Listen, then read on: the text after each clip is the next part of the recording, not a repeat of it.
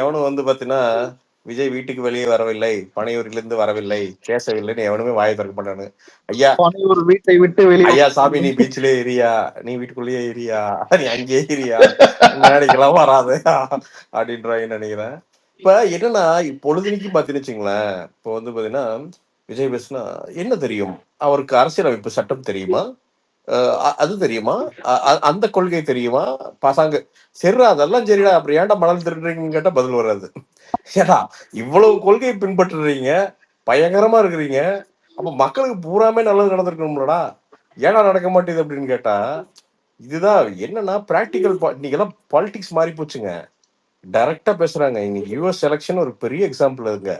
மறைச்செல்லாம் இல்லைங்க, நேரா பேசுறானுங்க மக்களுக்கு. இதுதான் மேட்ரு, முடிஞ்சா ஓட்டு போடுறாட்டி போடாது, அவ்வளவுதான், அவன் குத்திட்டு போயிடுறான்.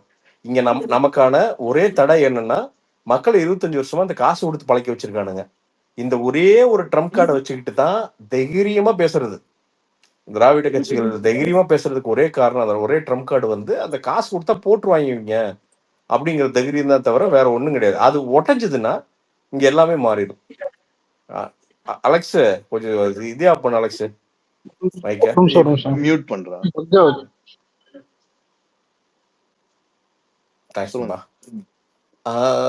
இல்ல என்னன்னா ஒரு மாதிரி மெஷர்டா கரெக்டா பேசணும். அப்படி என்ன சீரியஸா ஒரு விஷயம் அவர் ரொம்ப கரெக்டா ஒரு விஷயம் நான் ரொம்ப இது பண்ணேன். இங்க என்ன தேவை அப்படின்னா, உண்மையாலுமே தமிழக மக்களை லவ் பண்ற கவர்மெண்ட் தேவை. நீ வந்து பெரிய அறிவாளியா இருக்கணும், பெரிய நீ இஸ்ரோ சயின்டிஸ்டா இருக்கணும், நீ வந்து பாத்தீங்கன்னா 20 டிகிரி வாங்கியிருக்கணும், அப்பதான் இந்த நாட்டை ஆள முடியும்லாம் கிடையாது. காமராஜர் என்ன டிகிரி படிச்ச அப்படி? அதெல்லாம் கிடையாது. எல்லாருமே படிப்பு கம்மி தான் என்ன, ஆனா நாட்டை சமய ஆளலையா? என்ன மேட்டர்னா தமிழ்நாட்டு மக்கள் மீதான உண்மையான அன்புங்க. இப்போ என்ன நடக்குது அப்படின்னா, மூடி மறைக்கிறதுக்கு தான் வேலை நடக்குதுங்க. இங்க யாருமே ஓப்பனா பேச முடியாதுங்க. டு பி ஆனஸ்ட், இப்ப நாங்க பிரஸ் மீடியான்னு சொல்றோம்ல, ஓப்பனா மீடியால எவனுமே பேச முடியாது. அப்படியெல்லாம் ஓவரா இன்னைக்கு தான் ஒரே ஒரு பையன் கேட்டிருக்கான். ரொம்ப நாள் கழிச்சு ஒரு அமைச்சரை கேள்வி கேட்டிருக்கான். 15 ரூபா ப்ளீச்சிங் பவுடர் எவ்வளவு ரூபாய் தெரியுமா? 15 ரூபா.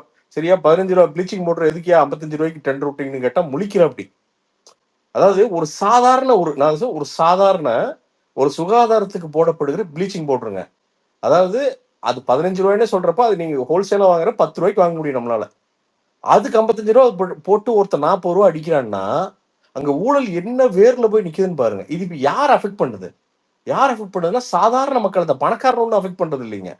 இன்னைக்கு பல்லாவரத்துல ஏங்க குடி தண்ணீர்ல சாக்கடை கலந்து ஒருத்தர் செத்து போயிருக்கானுங்க. எப்பேற்பட்ட கொடுமை தெரியுமா அது? அது கலக்கலாமா?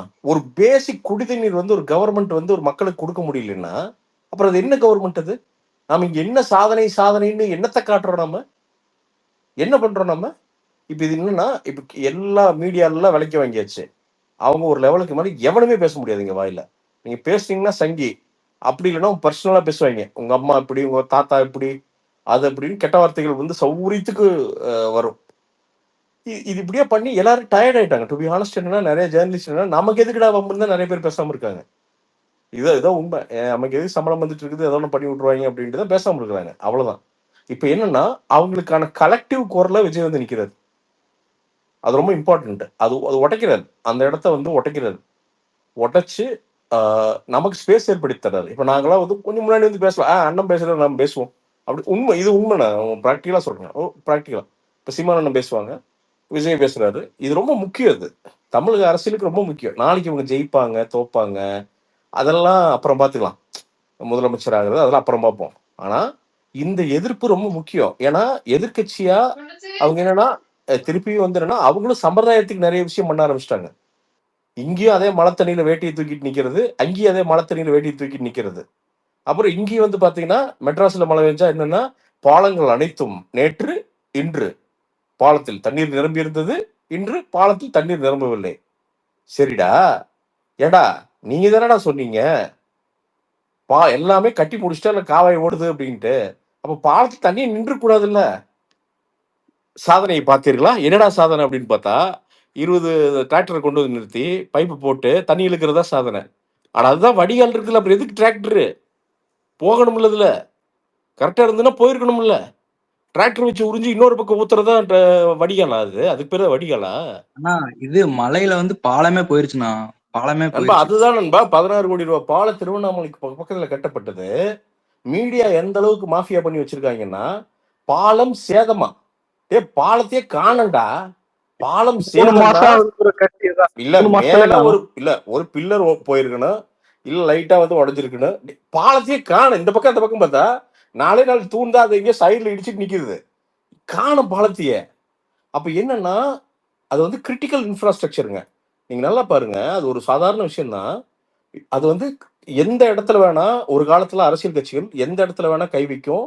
ஆனா கிரிட்டிக்கல் இன்ஃப்ராஸ்ட்ரக்சர்ல கையே வைக்காது. அது திமுக உள்பட எல்லா அரசியல் கட்சிகளுமே கிரிட்டிக்கல் இன்ஃப்ராஸ்ட்ரக்சர். அதனால தான் அண்ணா மேம்பாலம் அப்படியே நிக்குது, கத்திப்பாரா மேம்பாலம் அப்படியே நிக்குது, எல்லா பெரிய மேம்பாலங்களும் அப்படியே நிக்குது. ஆனா இன்னைக்கு ஊழல் எந்த அளவுக்குன்னா, கிரிட்டிக்கல் இன்ஃப்ராஸ்ட்ரக்சர்ல கை வச்சிடறானுங்க. அப்ப எந்த அளவுக்கு இருந்தா ஒரு பாலம் அடிச்சு போனா சிமெண்ட் போட்டிருப்பானுங்களோ, இல்ல என்ன மலை சாரல் மாதிரி தூவி விட்டுருப்பானுங்களோ, மைதா மாவு தூவி விட்டுருப்பானுங்களோ, என்னன்னு தெரியல சரி எனக்கு தெரியல. சரி பிரசாந்த், நீங்க ம். ஆனந்த் தெண்டுல்கர் மாதிரி பேசிட்டே இருக்கீங்க. ம். இன்னைக்கு மேட்டர்ல எப்படி பேசினாரு விஜய்க்கு எவ்வளவு ரேட்டிங் கொடுப்பீங்க? எப்படி பேசினாரு அதை சொல்லுங்க. நீங்க தான் இப்போ வந்து பூமரா பேசுறீங்க. இல்ல, ரேட்டிங் peer- கொடுக்கறது, peer ரிவ்யூ review ஆ, கொடுக்கறது அதான் இல்ல. peer இருங்க, review ஆ. அதான் சொல்றேன். இவர் வந்து பெரிய சார்பா பேசுறது, ரேட்டிங் கொடுப்பீங்களா?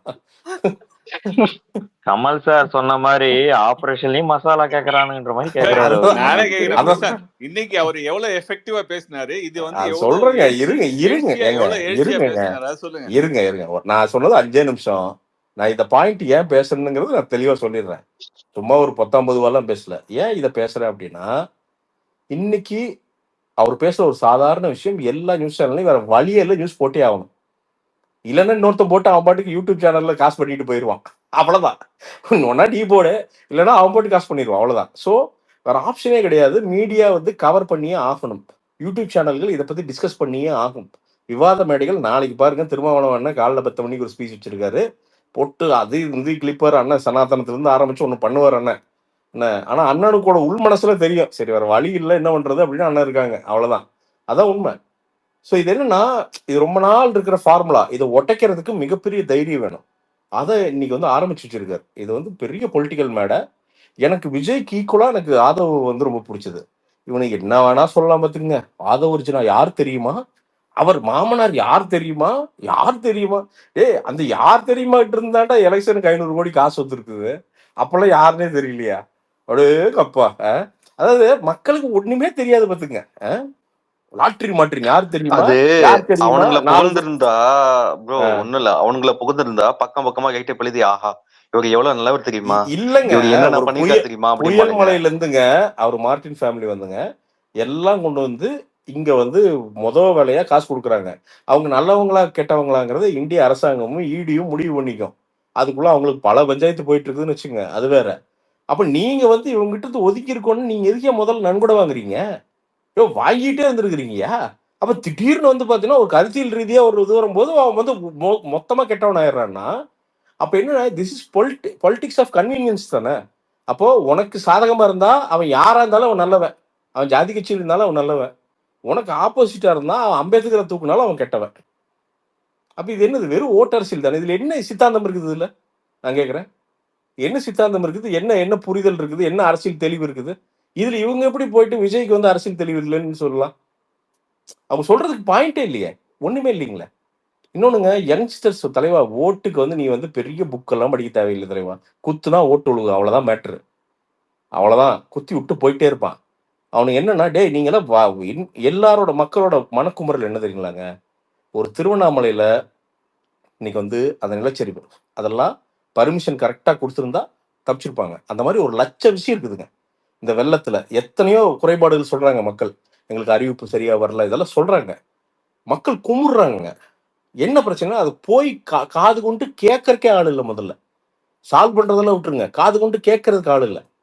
எல்லாத்தையும் விஜய் செய்ய முடியாது இல்லைங்களா? அதுக்கு குரல் கொடுக்குறாரு.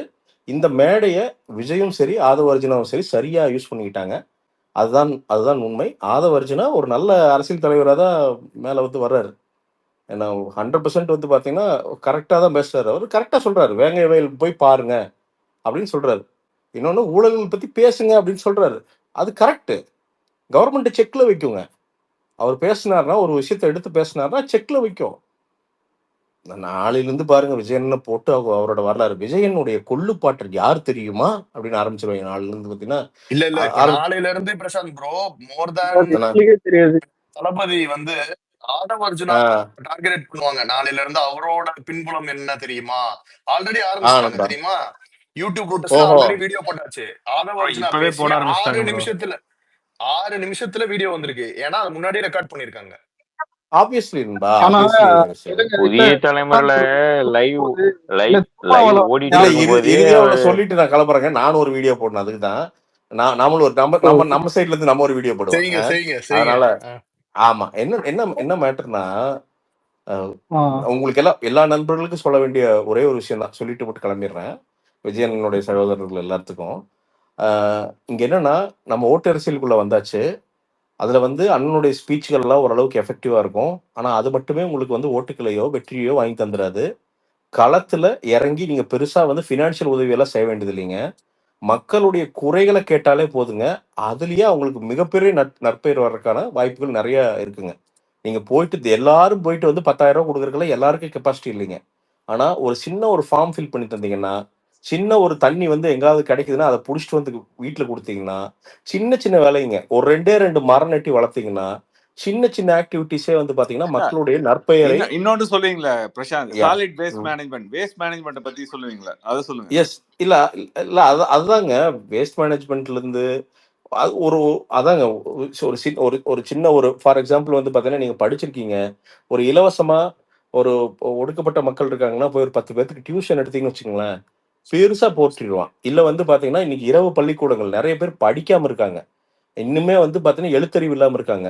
ஃப்ரீயா இருந்தீங்களா ஒரு ஞாயிற்றுக்கிழமை போய் விஜய் அண்ணன் பேரை சொல்லிட்டு ஒரு சாதாரண ஒரு 2 மணி நேரம் ஆக்டிவிட்டி பண்ணீங்களா, இதெல்லாம் தாங்க மக்களுடைய அன்பை பெறும். அவர் சைடுல இருந்து அவரோட காயை சரியா நிறுத்துறாரு.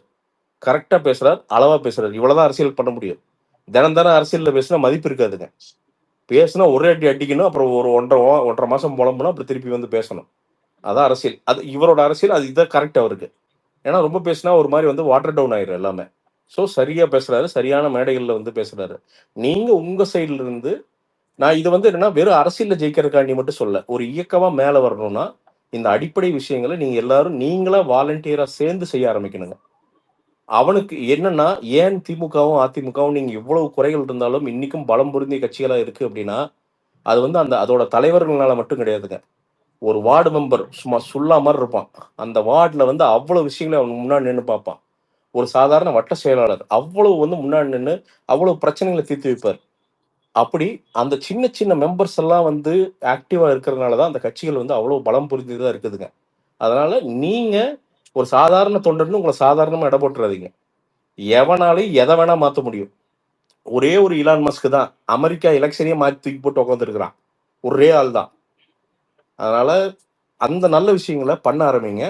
மக்கள்கிட்ட இந்த விஷயங்களை போய் சேர்த்துட்டு இதை வந்து ஒரு பரப்புரையா என்ன உங்க செயலை வந்து பரப்புரையா பரப்புங்க.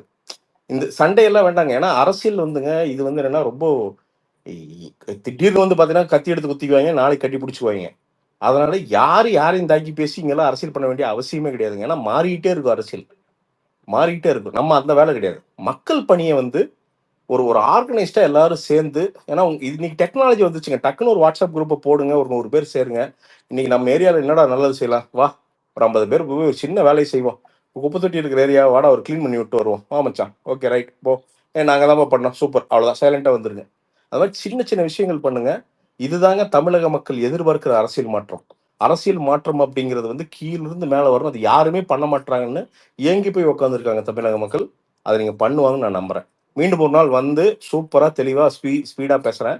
ஒரு வீடியோ போடுறோம், முடிஞ்சா பாருங்க. இதெல்லாம் வந்து என்னன்னா இந்த மானிட்டைசேஷனுக்கு இல்லை, எனக்கு தேவைங்கிறப்ப மட்டும்தான் நானும் ஸ்பீச் பேசுறேன். ஸோ அது அந்த 2வது சேனல் அதுதான். இன்னைக்கு வந்து முக்கியமான நாள், இது பேசியே ஆகணும், அதனால பேசுறேன். முடிஞ்சா பாருங்க. Okay, thank you Harish, thank you Alex. இல்ல என்ன உண்மையா அடிப்ப நண்பா, நமக்கு என்ன நண்பா, என்ன பயம் நண்பா நமக்கு? எதுவும் இல்ல, டீ கடைக்கு போயிட்டு ஸ்ட்ராங்கா அடிக்கின்ற மாதிரி இல்ல அலெக்ஸ், நான் வந்து இப்ப இல்ல அலெக்ஸ், நான் எந்த பாயிண்ட்லயுமே வந்து என்னோட பாயிண்ட் ஆஃப் வியூ சொன்னா பயந்ததே கிடையாது. பொலிட்டிக்கல் பார்ட்டிஸ் யார், அவன் நமக்கு வேலை செய்யறவன், என்ன அவனை பார்த்து நமக்கு என்ன பயம், என்ன பண்ணி போடுவானுங்க?